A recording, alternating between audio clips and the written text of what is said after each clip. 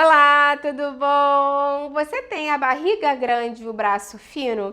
Muitas pessoas reclamam que vem ganhando volume na região da barriga, nessa circunferência aqui abdominal, mas são pessoas magras, não tem uma super perna ou um super braço, nem glúteo tão alto, tão grandão assim. E falam, Patrícia, por que acontece isso da minha gordura ou do peso ficar mais acumulado na região da barriga? Podem ter várias causas, do fígado passando pelo intestino, pelo açúcar do sangue. Eu vou te explicar tudo isso aqui. Fica até o final que você não vai querer perder. Muitas pessoas não sabem, mas quando isso começa a acontecer, pode estar sendo uma troca silenciosa que vai acontecendo com algumas pessoas, né? A gente sabe que a partir de uma certa idade, a partir de 40, 50 anos, a gente vai começando a ter uma recomposição corporal um pouquinho negativa, em que a gente vai diminuindo a quantidade de músculo no nosso organismo e aumentando mais a gordura. E para muitas pessoas essa gordura fica acumulada na região abdominal. Principalmente se são mulheres que já passaram pelo período de menopausa, tem uma tendência maior de acumular gordura nessa região aqui visceral e central. Então os sinais mais comuns são os braços afinando, as pernas menores, menos firmeza, né, nas atividades do dia a dia, mais cansaço, e aí sim a barriga vai aumentando. Esse é um processo chamado de sarcopenia, que é a perda progressiva do músculo associada à idade. Esse processo é fisiológico, mas não é uma sentença, nem todo mundo precisa passar por isso. Se a gente conseguir manter a nossa massa muscular, a gente já consegue melhorar. E quando a gente tem esse processo de sarcopenia, quando você vê que seu braço vai afinando, a perna, os glúteos, né? Esses músculos dos membros, principalmente, a gente sabe que pode ter um impacto muito grande no nosso metabolismo, porque o músculo é um tecido muito metabolicamente ativo, então ele ajuda a lidar com a glicose, ele ajuda a melhorar a sensibilidade à insulina, ele participa do nosso gasto energético, óbvio, né? Ele é muito ativo, ele protege a nossa mobilidade e autonomia, né? A gente com mais força muscular, a gente anda pra lá e pra cá, sobe dessa escada, faz as coisas em casa.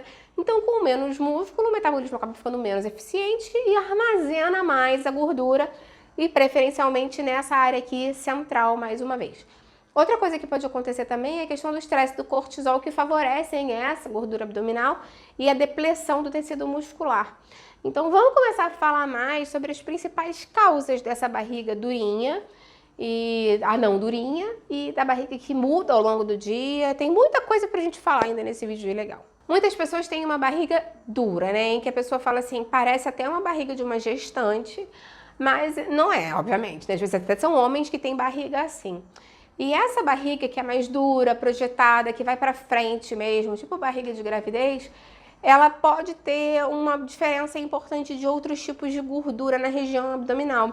Porque quando é uma barriga mais mole, tipo aquela barriga de avental, que cai por cima assim do cueca, da calcinha, do biquíni, da sunga, essa gordura mole é uma gordura subcutânea, que você consegue apertar, aquelas dobrinhas. Quando a barriga é dura, é uma gordura visceral, porque essa gordura visceral, ela está envolvendo os órgãos, as vísceras, por isso que ela é chamada assim. E ela pressiona essa musculatura da parede, né, do abdômen, a pele e a gordura de cima. Então, é uma barriga realmente endurecida. É uma barriga globosa, assim, um abdômen globoso, que a gente chama.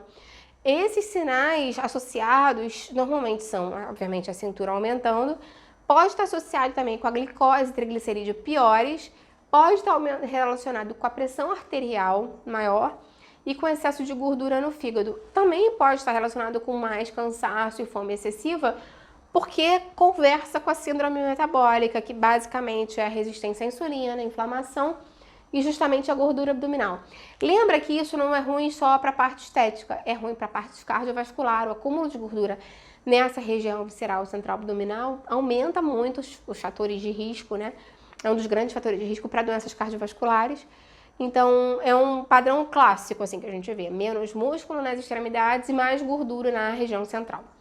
Então, existem ainda outros tipos de barriga, por exemplo, tem a barriga que já acorda assim dura, como eu te falei, mas tem pessoas que acordam com a barriga mais flácida, mais mole, e ao longo do dia a barriga vai endurecendo. Vamos falar sobre isso. Porque pensa comigo, se a sua barriga já acorda dura, grande, dura, ela sugere mais realmente uma gordura visceral por dentro, né, ali dos órgãos, sugere a resistência à insulina, essa redistribuição metabólica de gordura e a perda de massa muscular. Agora, se você acorda com o abdômen mais plano, mais flácido, flácido não é murcho não, é porque a gente usa esse termo na ciência mesmo, mas mais molinha. E com o passar do dia vai ficando aquela barriga mais inchada e mais dura, isso conversa mais com distensão abdominal, gases, pode estar relacionado com constipação, porque fermentam as fezes paradas ali no seu intestino. Pode estar relacionado com sensibilidades, intolerâncias alimentares, por exemplo, uma fermentação excessiva à lactose ou algum outro alimento fermentável. E pode estar relacionado com desbiose, a microbiota é desorganizada no intestino. Então, é diferente uma barriga gorda, né, com muita gordura, de uma barriga estufada. Claro que às vezes elas também podem coexistir. E aí é mais difícil de você perceber porque a barriga já está inchada, mas fica mais inchada ainda dependendo do tipo de alimento que você come. Falando ainda mais dessa questão de gases, constipação e distensão, como eu te falei, né, é muito comum que o intestino preso cause isso nas pessoas, e às vezes as pessoas não se ligam nisso. Então, uma pergunta que eu tenho que te fazer é como está o seu trânsito intestinal? Tem gente que não repara nisso, só vai pensar qual foi a última vez que evacuou quando já está há muitos dias e as fezes já estão muito ressecadas, endurecidas e chega até a machucar na hora de evacuar.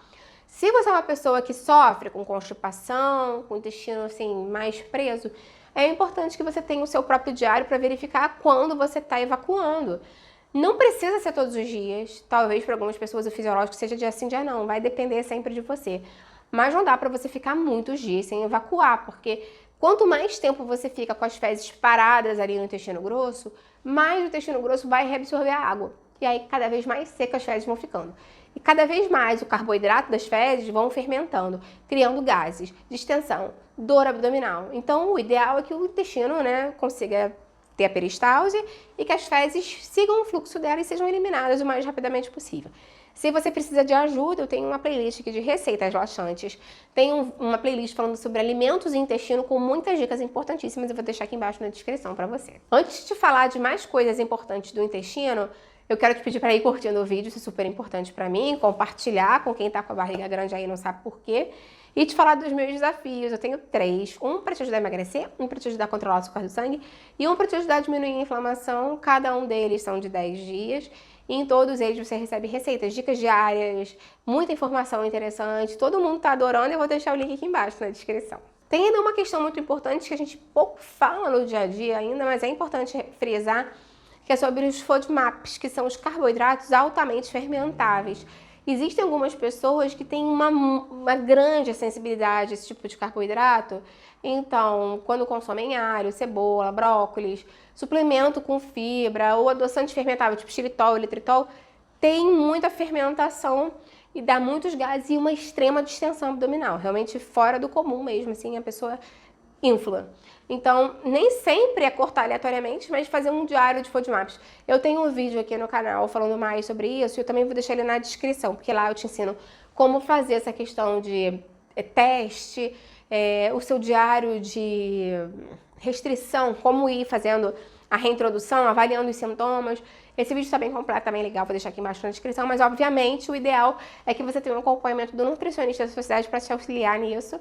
Lembra que esse vídeo aqui é meramente informativo. Ainda tem a questão do fígado, né? Que muitas pessoas levam muito na brincadeira a questão da esteatose hepática, né? Muita gente fala assim, tô com gordura no fígado, mas o fígado se regenera, não tenho que me preocupar, não vai dar problema nenhum com relação a isso. A gente cada vez mais tem visto casos de pessoas com gordura no fígado não relacionado ao consumo de álcool. Antigamente, quando você falava tem problema no fígado, tem cirrose, tem fibrose, você direto pensava em alcoolismo. Hoje em dia isso está mudando, porque o padrão alimentar está ficando cada vez mais ultraprocessado, muito açúcar, xarope, carboidratos simples. Então as pessoas vêm desenvolvendo uma resistência à insulina, gordura visceral, triglicerídeo alto, glicose alterada, a síndrome metabólica, né, como um todo. E aí, com o passar do tempo, isso vai aumentando a gordura no fígado, né? O fígado vai infiltrando. Você acaba tendo até essa esteatohepatite, em alguns casos, relacionada ao consumo alimentar errado, né? Não ao álcool.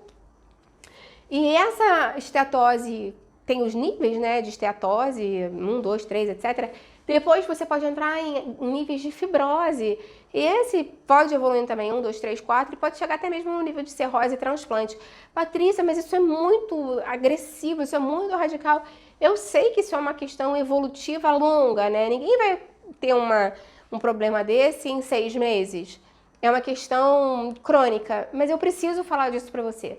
Porque existem cada vez mais casos assim de pessoas que chegam com 50, 60, 70 anos com problemas graves de fígado que começaram lá atrás. Então, se você vê hoje que você está com gordura no fígado, é muito importante fazer um acompanhamento, é muito importante diminuir o açúcar, carboidratos simples, diminuir gorduras inflamatórias, é muito importante consumir antioxidantes, anti-inflamatórios, gorduras do bem. Eu tenho um vídeo inteiro falando mais sobre como diminuir a gordura no fígado com alimentação sem remédio, deixando claro que se você teve um diagnóstico e está tomando um remédio para tratar a gordura no fígado, a ideia não é substituir, tá? É só te ajudar a organizar a alimentação. Vou deixar esse vídeo aqui embaixo na descrição para você também.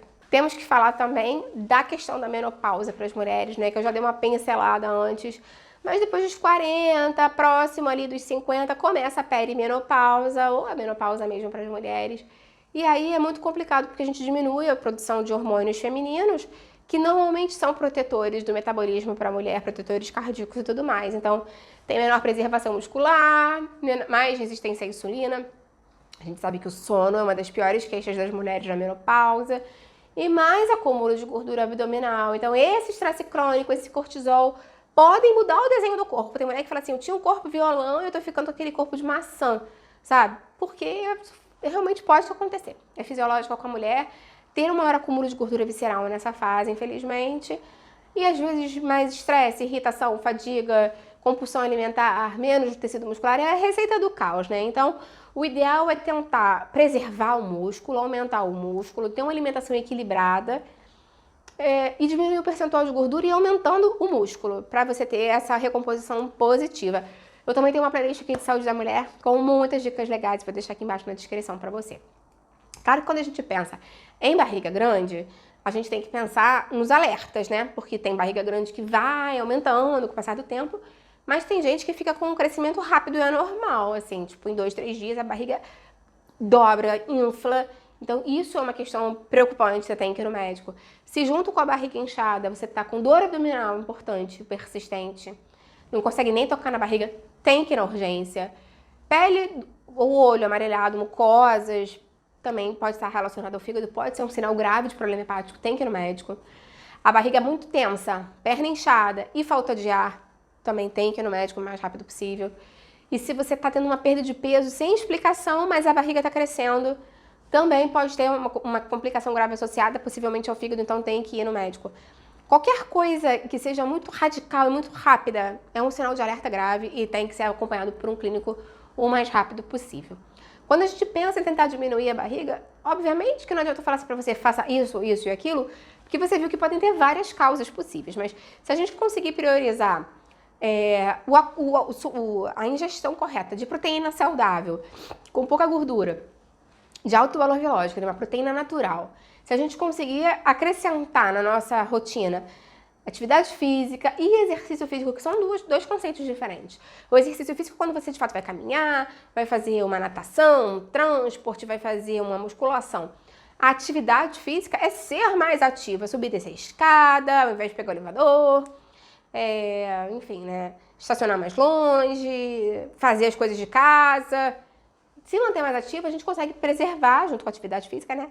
Consegue preservar o exercício, desculpa, a gente consegue preservar e aumentar o tecido muscular, que é importante pra gente também. Super importante também cuidar do nosso sono, cuidar do nosso estresse para tentar diminuir o cortisol. E se você tá se incomodando, a barriga tá crescendo muito mais, não tá justificando com relação ao que você comia antes, é bem importante que você vá ao médico, porque pode ser que você tenha um desequilíbrio hormonal, pode ser que você esteja já com quadro de pré-diabetes sem saber, então é importante fazer o seu check-up. Você tem feito seu check-up? De quanto em quanto tempo você faz? Me conta aqui embaixo nos comentários. Se você conhece alguém que ia se beneficiar desse conteúdo, compartilhe o vídeo. Vamos ampliar nossa corrente do bem. É isso que eu quero aqui com o canal. E não esquece de deixar sua curtida, tá? Se você ainda não curtiu, ela é muito importante pra mim. Até a próxima. Tchau, tchau.